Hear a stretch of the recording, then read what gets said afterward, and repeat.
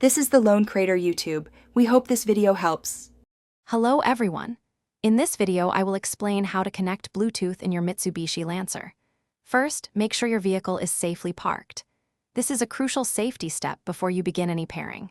Next, grab your mobile device and navigate to its settings to ensure Bluetooth is turned on.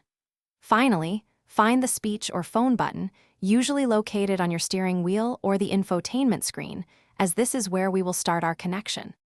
Now, let's initiate the pairing process. Press the speech button on your steering wheel.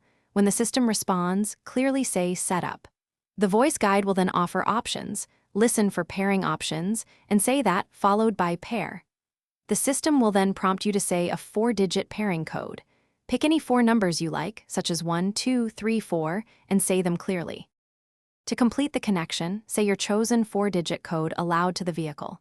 The system will repeat it back. Confirm it by saying yes.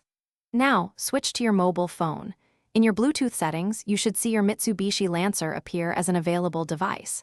Select it and enter the exact same 4-digit code you just used.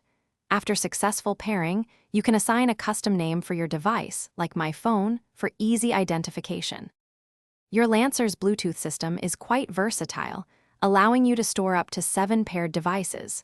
Once paired, the most recently connected device will automatically link when you enter the vehicle, provided its Bluetooth is active.